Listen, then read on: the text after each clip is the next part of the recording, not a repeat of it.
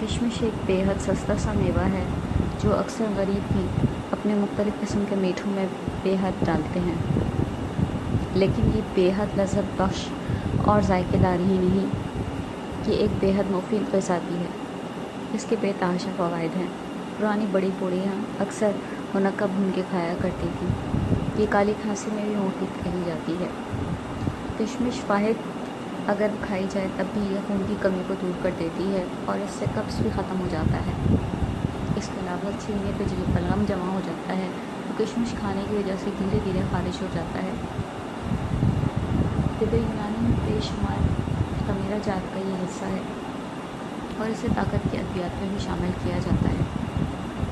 اگر اسے سردیوں میں صبح شام مٹھی بھر کھایا جائے اور بچوں کو 2 سے 4 دانے دیے جائیں تو وہ بلغم یا کھانسی کی شدید قسم کے حملے کا شکار نہیں ہوں۔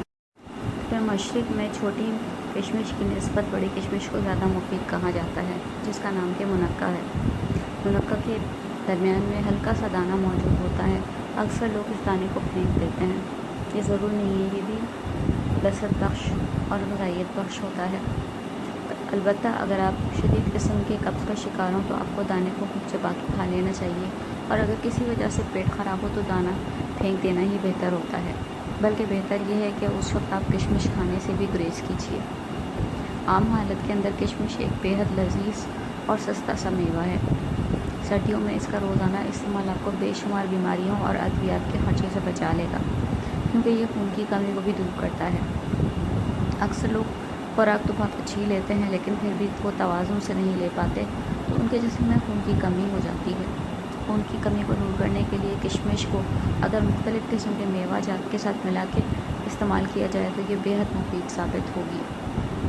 اس کے لیے سب سے بہتر اخروٹ یا مونگ پھلی کی گری کے ساتھ بھی اس کو کھایا جا سکتا ہے۔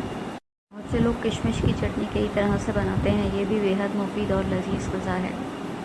اگر آپ اس کو قابلی پلاؤ میں شامل کرتے ہیں یا بچوں کے لیے سلاد میں شامل کر دیتے ہیں، یا چیوڑا جو ہے اس کے اندر کشمش کافی مقدار میں شامل کی جاتی ہے، اگر آپ یہ بچوں کو دیتے ہیں تو یہ بچوں کے لیے ایک بیحد ہیلدی اسنیک ہے، اور اس کو موٹی خواتین بھی اگر کھاتی ہیں تو ان کا وزن ہرگز بھی نہیں بڑھے گا۔ البتہ اگر وہم کا شکار ہیں تو اس کا علاج تو حکیم لقمان کے پاس بھی نہیں۔ ہمارے چینل کو سبسکرائب ضرور کیجیے اور اس پوسٹ کو آگے شیئر بھی کیجیے تاکہ مفید معلومات زیادہ سے زیادہ لوگوں تک پہنچ سکیں۔